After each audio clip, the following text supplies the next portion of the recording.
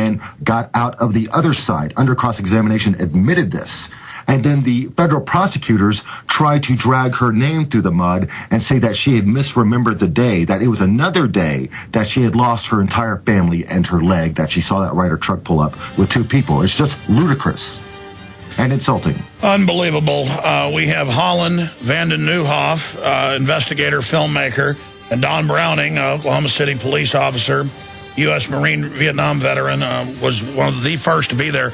We'll talk about Terry Yeaky and his murder, another police officer that responded on the other side. Folks, I don't like risking my life to expose these people, but we've got to. They're getting ready to do it again. We'll be right back. Stay with us. We're on the march. The Empire's on the run. Alex Jones and the GCN Radio Network.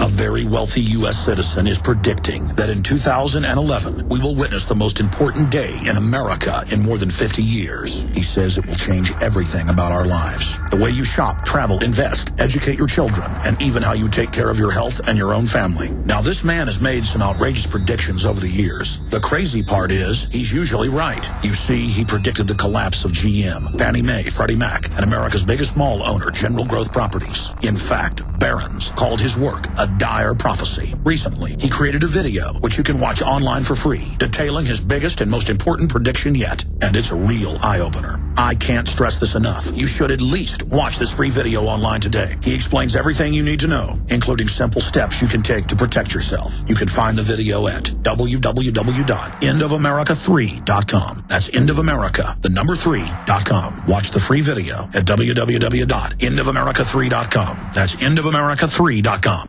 Hi, this is Alex Jones. This holiday season, more than half of our nation is in need of help due to the shattered economy. So now is the time to express the holiday spirit more than ever.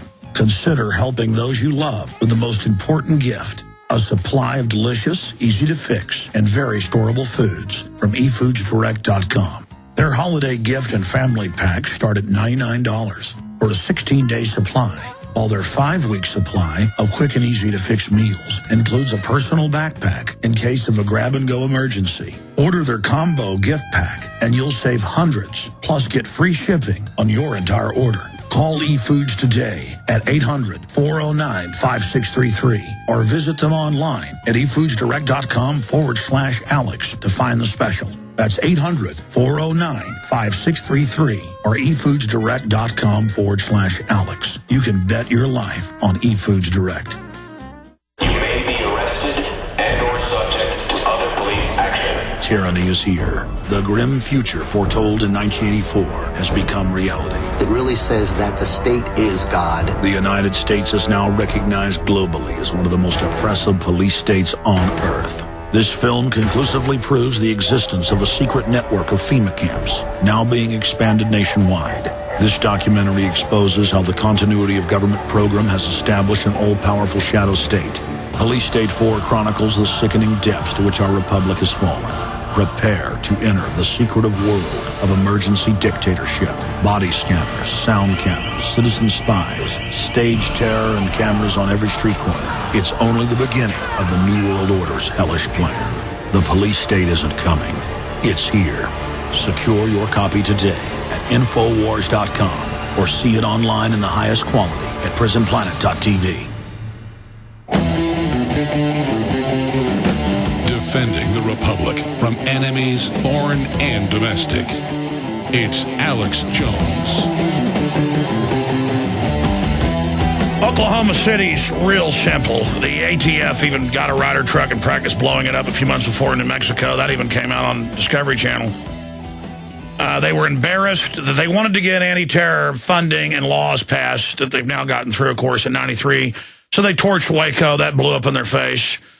And so then they carried out Oklahoma City to blame it on domestic groups and on the states' rights movement, and to make Bill Clinton look like a victim. He could demonize talk radio and conservatives. And I mean, it was so obvious by their instant response in minutes. It was all scripted. And I remember being in Austin and people were mailing the tapes down and putting them on Access TV. That's why I went down and got an Access TV show in '95, was watching the soap opera every week of the tapes mailed down to patriots from Oklahoma City and the other patriots locally putting it on with the bombs coming out of the building and General Parton at press conferences and Hoppy Heidelberg being threatened and, you know, all this stuff going on. And then you find out that so many of these other events have been staged. And then to have these police officers killed and threatened and Department of Defense people that were there for bomb disposal threatened. We know where your daughter lives, where your daughter goes to school. Again, ladies and gentlemen, you can say, oh, well, I would, you know, punch him in the nose or whatever. But imagine being in a police headquarters and FBI guys come over when you're walking down the hall and say, you and your wife are going to get it if you don't stop what you're doing. I mean, wow. I mean, why would an FBI agent do that? Unless they were involved. I mean, you're now threatening to kill cops and their wives. That's who runs this government. And the same crew is in charge now. The guy that's the Attorney General, he was Deputy Attorney General then, and in lawsuits, his emails and memos have come out where he's like, April 20th, we got to get to Oklahoma, and this is D-Day. These are quotes, and cover this up. Cover what up? Cover what up? Happened in Oklahoma City. Eric Holder was in charge of the investigation for the Justice Department. He managed the investigation, later in charge of the Trentadue cover-up, now Attorney General of the United States, and now he has Gunwalker all over him. This man has killed thousands of people. That's in the headlines now. Why is it so hard to believe that an operation in 1995 killed 168 people? Yes, sir. That's a good point, Mr. Browning. Again, retired Oklahoma City police officer, was one of the first to respond. I mean, that's a false flag staged event right there where they weren't just letting them get sold at gun shops. That was the cover. We now know 18-wheelers into Mexico, and in the federal cases, drugs back in. I mean, Eric Holder is just a mob boss. Well, you were talking about, you had Hoppy Heidelberg on the show earlier this week. You were talking about the threats he received. What's interesting about that is that the FBI agent who threatened Hoppy Heidelberg is named John Hursley. John Hursley was basically the FBI's representative to the prosecution during the trial. John Hursley was there with his partner threatening Hoppy Heidelberg with a gun if he kept on talking about what had happened behind closed doors at the grand jury that indicted McVeigh and Nichols and others unknown. John Hursley is now the go-to guy for the History Channel and whoever else wants to do an apology for the official story. John Hursley is there in a suit and tie with the American flag behind him, representing the United States government. That man is a thug. He threatens people with guns, and he's on TV trying to explain the official story. In fact, he wrote a book, Ghost wrote a book about the bombing, about the official story, and the title is called Simple Truths. Simple Truths, which is always what the noble lie is cloaked in, a simple truth. Don, what were you looking into that made FBI agents threaten not only you, but to kill your wife? I was trying to follow up. I had a lot of citizens that was calling, giving information. We're trying to follow through with different tidbits of information I was getting, even from persons such as Janie Carverdale and Glenn and Wilbur and his wife. I felt obligated as a police officer that we should be looking into all those things, and they were pretty frustrated that for the most part they were being ignored or being told it didn't matter. It was similar to like Dana Bradley that we mentioned earlier. I was called into the U.S. Attorney's Office and was questioned as to what she said to me the entire time that I was near her. I wanted to know every if and but, every I, every T. She was groaning. She was in pain. There was no noticeable conversation that came from her. But they wanted to know what she'd seen and what she'd told you. Exactly. And there's a woman pinned under giant girders who lost her leg, and they're wanting to know, what did she say? What did she say? So as a police officer, you're saying the feds were acting super guilty. Yes, sir. Yes, sir. It was, well, I was told at the time that they were going to have to refute what she was saying, and apparently she was delirious due to her injuries and her losses. I bet. You know, she'd lost family members again in there. Incredible. Let's talk about Terrence Yeaky. Tell us about this gentleman who was one of the first people, along with you, to respond, running into the building that had just been devastated, and then what happened to him. Why this is so important.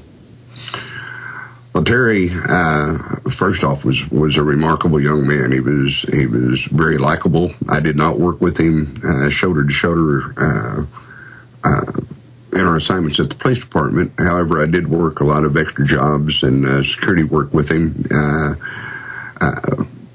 Not good friends, but friends enough that, especially after the bombing, I would always tease Terry about, man, you're my hero.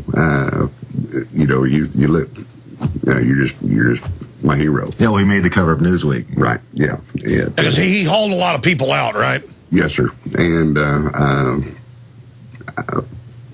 Terry, bless his heart, right off the bat was concerned because there were so many FBI and ATF agents on the scene, even when he drove up. You drive up and there's feds in their gear running around everywhere. What, 30 seconds after? Yeah, he showed up just minutes after. Terry Yeaky was the first officer to respond. He pulls up, and there are FBI agents on scene. The FBI headquarters is 5 miles away. They have no business. Why are ATF agents and FBI agents at the scene of the bombing, sitting there watching what's going on when the first officer to respond pulls up? Well, they were proud of their work. I mean, well, there was an operation going on. Yeah, blowing up some kids in a daycare. That's what tough guys do. Well, Don, you were given privy information about a surveillance operation by the FBI that was going on at the time, right? Concerning the vehicle description? Yeah, they always claim that, so when it happens, it was a sting went bad, yeah. Well, no, quite interestingly, the morning of the bombing, as I was en route downtown, they were simulcasting a 3-vehicle description along with the 7 Persian males that were supposedly occupying these vehicles that they had left on the interstate systems from the Murrah building area. And surprisingly, we were told that these vehicles were still under surveillance and continued to progress. The FBI said that? Yes. So the FBI told the police that they were watching the suspects. But the building blows up and they don't stop the suspects. But no, please don't understand. This supposedly was afterwards. This was supposedly suspects of the bombing itself. Sure, yeah. That went on through all the morning up until about 1:30. At that point, I had an opportunity to speak to one of the FBI agents that had kind of slowed to take a break and asked him what the status was, and was informed at that point that that was disinformation, that it was designed to throw the press off, and was nothing but disinformation. I became very irate at the time, in that they were broadcasting this to a 5-state area. It was not only throwing all the media off, it was throwing every cop in the world off as well, if this was fictitious information. Well, the perps want to throw folks off. So Terrence Yeaky pulls up a minute or so after, and it's crawling with FBI and ATF. And then what happens next? Well, he goes ahead and works with the recovery. From what I understand, over the next few days after that incident, he had started to complain to Janet Reno and to others about the treatment that he was getting from the FBI agents, and also from the fact that there were so many of them on the scene. It was quite concerning to him. We talked a little bit about some of his concerns and some of my concerns, but we both were still, I'd say it still wasn't really that trustworthy even of one another. It was a time where you really didn't know who you could trust completely or not. Sure, if you're not a completely unconscious moron, you pull up and it's like watching a guy run out of a bank with a mask on and a bag of money. You know who you pull up and there's feds running around in their full gear right after it happens. You're like, well, what's going on? They're like, oh, nothing. In fact, there were doctors and people there who they would say, patch me up. I was up on the 9th floor, and the doctors are like, well, there's nothing wrong with you. You weren't up there. And he's like, well, you're going to end up dead if you don't do what I say. I mean, this death threatening. I just can't imagine people I'm a Fed, and I'm going to death threat police and everybody else because I'm God. I mean, it sounds like a bunch of lunatics. Yeah, Oh, it was interesting, like I said, with Terry, in that when Terry died, he was not treated as a normal police officer.